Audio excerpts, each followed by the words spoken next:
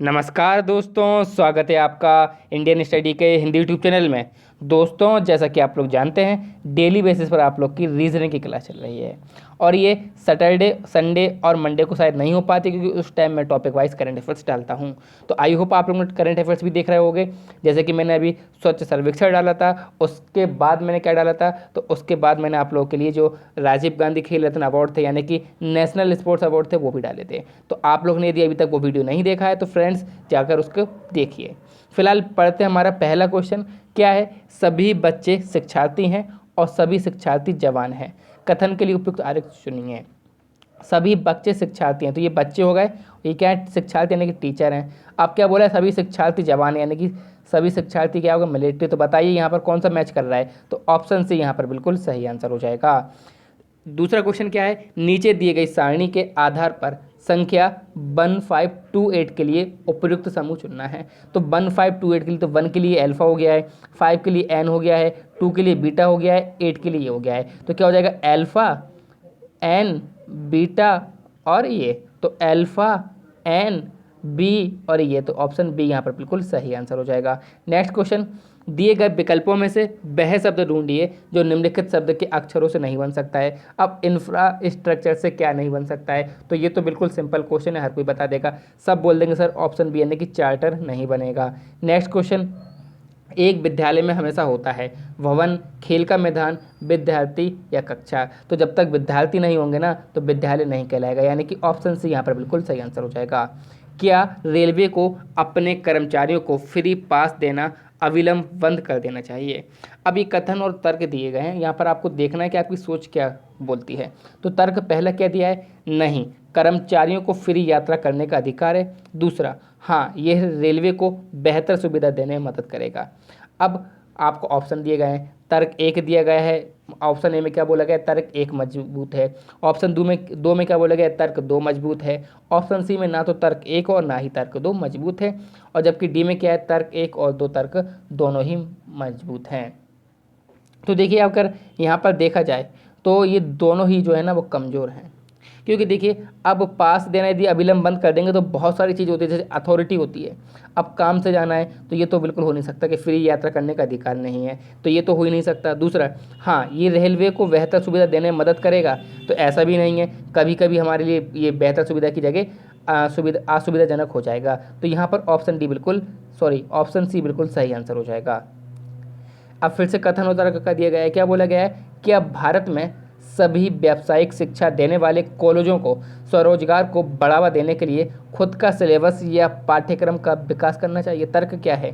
हाँ, ये रोजगार को बढ़ावा देने में एक महत्वपूर्ण कदम है। दूसरा, नहीं, ये शिक्षा के स्तर को एक समान रखने में असफल होगा, जिससे स्तरीय शिक्षा नहीं मिल सकेगी।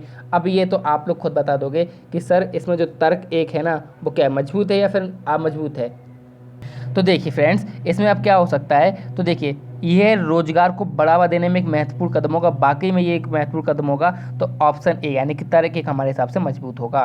प्रश्न संख्या क्या है? 107 से 109 में क्या दिया गया है कि ऐसा शब्द है जो शब्द से बनाया जा सकता है, यानी कि ये शब्द डेडिकेट, इससे कौन सा शब्द बनाया जा सकता है ये हमें देखना है। तो देखिए 107 है डेडिकेट। डेडिकेट से आप लोग क्या बना सकते हो? डिसाइड बना सकते हो, यानी कि ऑप्शन ए यहाँ पर बिल्कुल सही आंसर हो जाएगा।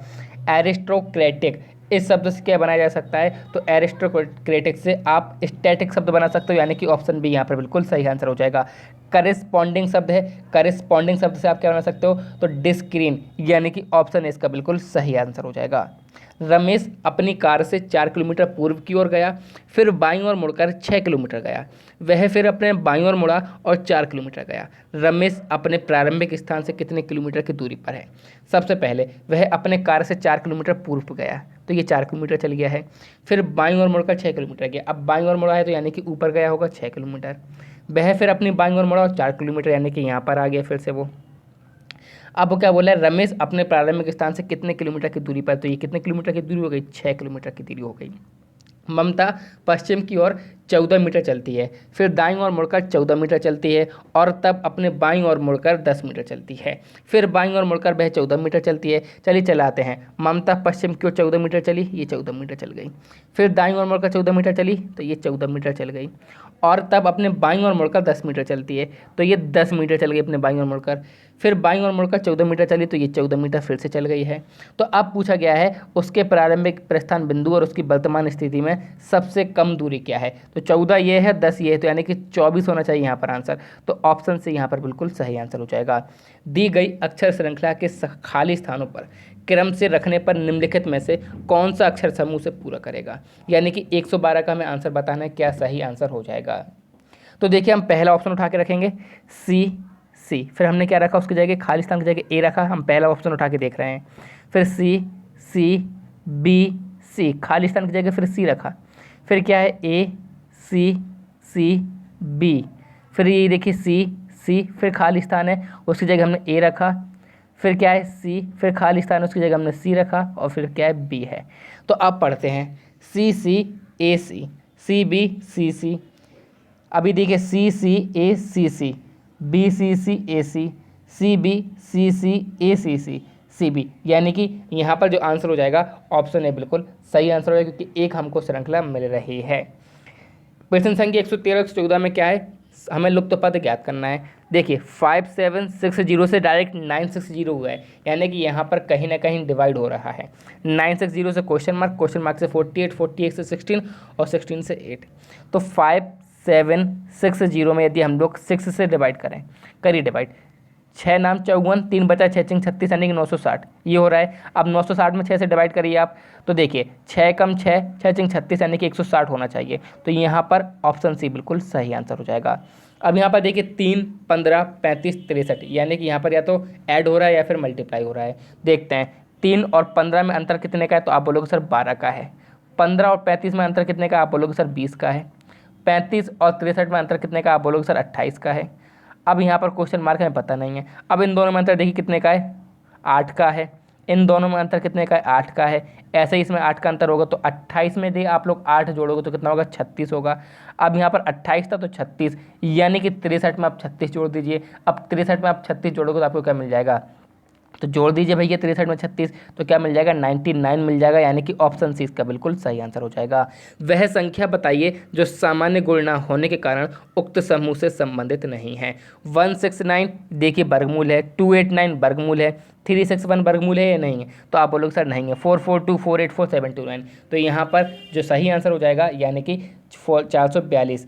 अब ये देखिए 442, तो देखिए 442 जो है वो पूर्ण वर्ग नहीं है। 441 तो होता है पूर्ण वर्ग, लेकिन 442 नहीं होता है। तो यहाँ पर 442 जो है ऑप्शन बी बिल्कुल सही आंसर हो जाएगा। 116 117 में क्या है, निम्न श्रेणी में लुप्त संख्या ज्ञात करनी है। गश्त, सुरक्षा, बीमा। अब बताइए गश्त कर रहे हैं तो सुरक्षा से है, और उसी प्रकार बीमा का किससे है, तो जोखिम के लिए हम लोग बीमा कराते हैं और सुरक्षा के लिए गश्त कराते हैं। EDBC EHFG, यानी कि EDBC का रिलेशन EHFG से, उसी प्रकार ILJ का रिलेशन किस प्रकार से होगा। तो देखिए अब यहाँ पर हम लोग किस प्रकार से कर सकते हैं। A से E तक जाने में हमें कितना ऐड करना पड़ रहा है, तो हमें A से E तक जाने में कितना करना पड़ रहा है, +4 ऐड करना पड़ रहा है। D से H तक जाने में +4 ऐड करना पड़ेगा। B से F तक जाने में +4 ऐड करना पड़ेगा। C से G तक जाने में +4 ऐड करना पड़ेगा। इसी प्रकार I से आप 4 ऐड करिए तो आपको क्या मिलेगा। अब देखिए I में हम लोग क्या करेंगे, 4 को ऐड करेंगे तो हमें M मिलेगा। अब इसके बाद L में ऐड करेंगे तो P मिलेगा। J में 4 ऐड करेंगे तो क्या मिलेगा, N मिलेगा। और K में ऐड करेंगे तो O मिलेगा। तो MPNO, यानी कि ऑप्शन बी यहाँ पर बिल्कुल सही आंसर हो जाएगा। दिए गए समीकरणों के आधार पर अनुत्तरित समीकरण का सही उत्तर ज्ञात कीजिए। यदि 6 × 5 = 91, 8 × 7 = 169, 10 × 7 = 657, 11 × 10 बराबर क्या हो जाएगा। अभी हमें देखना है किस प्रकार से कर रहे हैं। तो देखिए 6 का क्यूब कितना होता है, 6 का क्यूब कितना होता है, 216 होता है। 5 का क्यूब कितना होता है, 125 होता है, घटा दीजिए 91 मिलेगा। 8 का क्यूब कितना होता है, तो आप बोलोगे सर 512 होता है। 7 का क्यूब कितना होता है, 343 होता है, घटा दीजिए कितना मिलेगा, 169 मिलेगा। 10 का क्यूब कितना होता है, 1000 होता है। 7 का क्यूब कितना होता है, तो आप बोलोगे सर 343 होता है, घटा दीजिए 657 मिलेगा। 11 का क्यूब कितना होता है 1331 होता है। 10 का क्यूब कितना होता है 1000 होता है, घटा दीजिए 331 मिलेगा, यानी कि ऑप्शन है यहाँ पर बिल्कुल सही आंसर हो जाएगा। निम्न श्रृंखला में से गलत पद ज्ञात करना है। देखिए 49 दिया है, फिर 49 दिया है, फिर 50 दिया है, फिर 54 दिया है, तो ये सीरीज क्या चल रही है 49 ये 49, यानी कि 0 का स्कोर क्या है यहाँ पर, 49 से 50 यानी कि 1 का स्कोर क्या है, 50 से 54 यानी कि 2 का स्कोर क्या है, 54 से 60 यानी कि अब यहाँ पे 9 जोड़ने था, तो 60 जो है वो यहाँ पर गलत पद हो जाएगा, यानी कि ऑप्शन सी बिल्कुल सही आंसर हो जाएगा। आग में सदैव होता है या फिर होती है, तो आग में ऊष्मा होती है, वायु होती है, पानी होता है या सफ़ेद रंग होता है, तो अब तो ये हर कोई बता देगा कि आग में हमेशा ऊष्मा होती है, यानी कि ऑप्शन ए इसका बिल्कुल सही आंसर हो जाएगा। तो आई होप वीडियो समझ में आई होगी आप लोगों को, तो प्लीज़ वीडियो को लाइक करिएगा, शेयर कीजिएगा, सब्सक्राइब कीजिएगा इंडियन स्टडी के हिंदी यूट्यूब चैनल को। Thank you all of you. जय हिंद, जय भारत।